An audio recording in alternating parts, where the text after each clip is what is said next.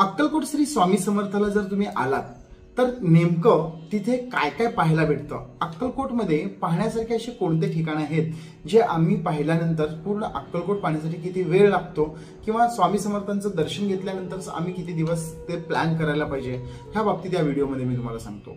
बघा, तुम्ही अक्कलकोटला गेलात तर तिथं तुम्हाला कधीच कंटाळा नाही येणार आहे। जर तुम्ही 2 दिवसाचा प्लॅन करा, 3 दिवसाचा प्लॅन करा, तुम्ही 5 दिवसाचा प्लॅन करा किंवा तुम्ही आठवड्याभराचा प्लॅन करा, तुम्हाला इतके काही गोष्टी तुम्हाला पाहायला भेटणार आहेत की तुम्हाला अक्कलकोटच जर पाहिजे असेल तर तुम्हाला ऍटलिस्ट 2 दिवस तरी लागतील तुम्हाला पूर्ण अक्कलकोट फिरायला। अक्कलकोटमध्ये भरपूर सारे असे देवस्थान आहेत, ते देवस्थान तुम्ही फिरू शकता। शिवाय तुम्हाला गाणगापूर, तुळजापूर, पंढरपूर, त्यानंतर सिद्धरामेश्वर हे सर्व जर करायचं असेल तर तुम्हाला आठवड्याभर खूप इनफ आहे, खूपच जास्त आहे। तुम्हाला जर 3-4 दिवसात जर हे कव्हर करायचं असेल तर तुम्ही ते पण सुद्धा कव्हर करू शकता। पण जर तुम्हाला एक विश्रांती खूप छान पद्धतीने तुम्हाला देवदर्शन घ्यायचं असेल, व्यवस्थित तुम्हाला सर्व काही करायचं असेल तर तुम्ही कमीत कमी एक 5 ते 6 दिवसाचा प्लॅन करा आणि तुम्ही अक्कलकोटला जाऊ शकता। आता अक्कलकोटला गेल्यानंतर तिथं काय करायचं आहे, सर्वात महत्त्वाची गोष्ट म्हणजे ज्यावेळेस तुम्ही अक्कलकोटला पोहोचाल तिथे तुम्ही राहण्याची वगैरे व्यवस्था असलेलं मी व्हिडिओ तुम्हाला याच्या आधी टाकलेला आहे, ते तुम्हाला पाहायचं असेल तर तुम्ही पाहू शकता। शिवाय समजा जर तुम्ही अक्कलकोटला गेल्यानंतर समजा तिथं राहिलात पण तरी तर पहिल्या दिवशीचं जे काही आहे, एक तर तुम्हाला तिथं फिरायला गाडी असेल, जर तुम्ही एखाद्या गाडी बुक केला तर ते तुम्हाला फिरून आणतील, तुम्हाला जे काही 500-1000 रुपये त्यांचे चार्जेस आहेत ते तुम्हाला घेतील। पण समजा जर तुम्ही वैयक्तिक जर तुम्ही अक्कलकोटला गेलेला असाल तर तिथे ते गाडी नंबर जे आहे ते मी तुम्हाला मागच्या व्हिडिओजमध्ये तुम्हाला कमेंट्समध्ये आणि तुम्हाला मी व्हिडिओमध्ये सुद्धा दिलेलं आहे, ते तुम्ही पाहू शकता। आता तिथे काय काय पाहण्यासारखं आहे ते मी तुम्हाला सांगतो। पहिली गोष्ट म्हणजे तुम्ही खंडोबा मंदिरला ज्यावेळेस श्री स्वामी समर्थ आले त्यावेळेस प्रथम त्यांनी खंडोबा मंदिरला आले होते, तर खंडोबा मंदिरातलं तुम्ही ते दृश्य पाहू शकता। खंडोबा मंदिर खूप छान मंदिर आहे, ते मंदिर तुम्ही पाहू शकता।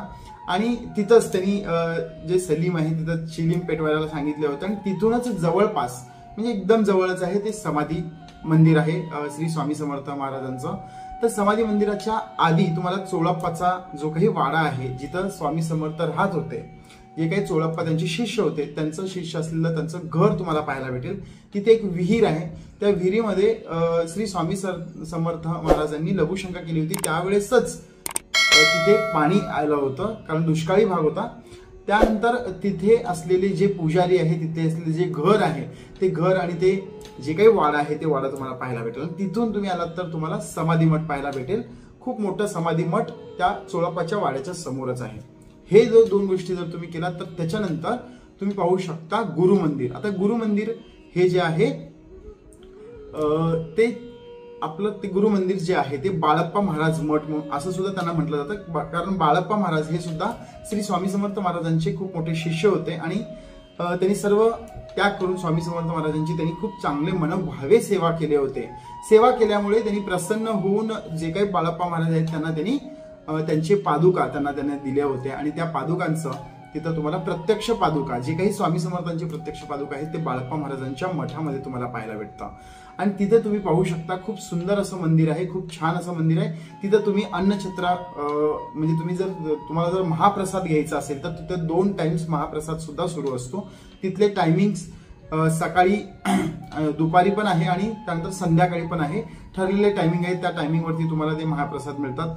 तर बाळप्पा महाराजांचा तुम्हाला जर व्हिडिओ पाहायचा असेल तर माझ्या या युट्यूब चॅनलवरती आहे किंवा मी खाली डिस्क्रिप्शन मध्ये लिंक देतो, तिथं तुम्ही पाहू शकता। तर खूप सुंदर असं मंदिर आहे, त्या मंदिरामध्ये तुम्हाला बाळप्पा महाराजांचं सुद्धा जे काही आहे ते आपलं म्हणजे स्वामी समर्थ महाराजांचे पादुका म्हणा किंवा बाळप्पा महाराजांचे जे काही जुने फोटोज वगैरे तुम्हाला एक संग्रहालय तुम्हाला पाहायला भेटेल। तिथंच एक गोशाळा आहे ते तुम्हाला पाहायला भेटेल, एक राम मंदिर आहे ते तुम्हाला पाहायला भेटेल। खूप छान असं मंदिर आहे, ते तुम्ही नक्की पहा। तिथं जर तुम्हाला महाप्रसाद घ्यायचा असेल तर महाप्रसाद तुम्ही तिथे सुद्धा घेऊ शकता। त्यानंतर येतो मुख्य मंदिर। मुख्य मंदिर आहे श्री स्वामी समर्थांचं वटवृक्ष, तिथंच आहे बाळप्पा महाराजांच्या मंदिराच्या जवळ। तर तिथं तुम्ही पाहू शकता, ते खूप सुंदर असं मंदिर आहे।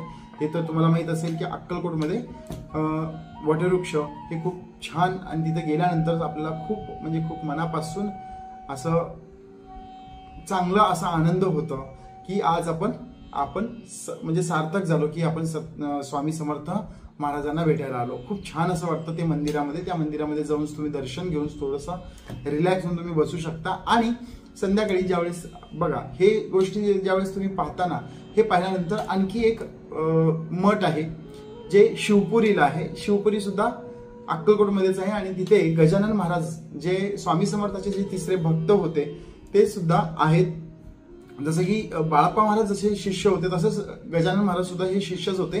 तर त्यांचं सुद्धा एक मोठं असं मंदिर तुम्हाला शिवपुरीला पाहायला भेटेल. तिथं तुम्हाला गाडी करून जावं लागेल किंवा ऑटोनी जावं लागेल. तुम्हाला जाऊन येण्याचं जे काही खर्च असेल ते तुम्हाला द्यावा लागेल ते तर, किंवा तुम्ही एक पॅकेजेस घ्या की जो तुम्हाला गाडीमध्ये सगळं फिरवेल. 500-1000 रुपयापर्यंत तुम्हाला होऊन जातं. नंबर मी खाली डिस्क्रिप्शनमध्ये देतो, ते तुम्ही चेक करा. तर तिथून तुम्ही शिवपुरीला बघा. शिवपुरीमध्ये पण खूप सारे बघण्यासारखी गोष्टी आहेत, ते तुम्ही पाहून घेऊ शकता. त्यानंतर अन्नछत्र मंडळामध्ये सुद्धा स्वामी समर्थांची भव्य अशी मूर्ती तुम्हाला पाहायला भेटते. तिथे एक गार्डन आहे, तो गार्डन पाहू शकता. तिथे एक म्युझियम आहे, छत्रपती शिवाजी महाराजांचं म्युझियम तुम्ही पाहू शकता. अन्नछत्र मंडळ सुद्धा खूप मोठं आहे, तिथलं गार्डन आहे, तो गार्डन तुम्ही पाहू शकता. त्याचबरोबर श्री स्वामी समर्थांचं एक असं डेकोरेशन्स केलेले भरपूर काही अशा गोष्टी तुम्हाला श्री स्वामी समर्थांच्या मंदिराच्या अन्नछत्र मंडळामध्ये पण तुम्हाला भेटतात. ते तुम्ही 1-2 दिवसामध्ये हे तुम्ही पाहू शकता. त्याच्यानंतर तुम्ही गाणगापूरला जाऊ शकता. गाणगापूरला गेल्यानंतर तिथे सुद्धा 3-4 गोष्टी आहेत, जसे की त्रिवेणी संगम आहे. त्यानंतर तुम्हाला जे दत्त निर्गुण मठ आहे ते तुम्हाला पाहायला भेटतं. तिथे आणखी एक काळभैरवनाथचं जे काही मंदिर आहेत ते मंदिरं तुम्हाला तिथे पाहायला भेटतात. ते मंदिरं तुम्हाला तिथे पण गेल्यानंतर ना तुम्हाला पूर्णपणे तिथे ऑटोवाले फिरवतात, ते पण तुम्ही बघून घेऊ शकता. आणि त्याच नंतर तुम्ही समजा गाणगापूरला जाऊन आलात तर तुम्हाला गाणगापूरला जायला वगैरे तिकडे तुम्हाला गाड्या भेटतील. तिकडे फिरवण्यासाठी तिकडे पण तुम्हाला गाड्या भेटतीलच आणि त्यांचे काय चार्जेस असतील ते चार्जेस घेतील ते. याशिवाय जर समजा तुम्ही तुळजापूरला गेलात तर तुळजापूरला सुद्धा तुम्ही अक्कलकोट पासून तुम्ही जाऊ शकता. अक्कलकोटवरून तुम्ही तुळजापूरला गेलात तर तुम्ही तुळजापूरला पण फिरू शकता. तुळजाभवानी मातेचं दर्शन तुम्ही घेतलात तर तिथून आल्यानंतर तुम्ही पंढरपूरला सुद्धा जाऊ शकता. पंढरपूरला पण तुम्ही विठुरायाचं आपल्या पांडुरंगाचं दर्शन घेतल्यानंतर तुम्ही सोलापूरला आल्यानंतर सिद्धरामेश्वरांचं दर्शन नक्की घ्या, कारण तिथं खूप तुम्हाला प्रसन्न वाटणार आहे. मंदिर खूप मोठं आहे तिथे. सिद्धरामेश्वर महाराजांचं खूप सुंदर असं समाधी मठ आहे आणि ते तुम्ही पाहू शकता. असं तुमची पूर्ण यात्रा तुम्ही नक्की पूर्ण करा. जर तुम्हाला काही डाऊट्स असतील श्री स्वामी समर्थाच्या अक्कलकोटला आल्यानंतर तर तुम्ही मला कमेंट करून विचारा, मी तुम्हाला कमेंट्समध्ये सर्व उत्तर देईल. तर तुम्हाला व्हिडिओ आवडले असल्यास व्हिडिओला लाईक करा, शेअर करा आणि सबस्क्राईब पण करा. पुन्हा भेटूया पुढच्या व्हिडिओ. तोपर्यंत श्री स्वामी समर्थ. जय जय स्वामी समर्थ.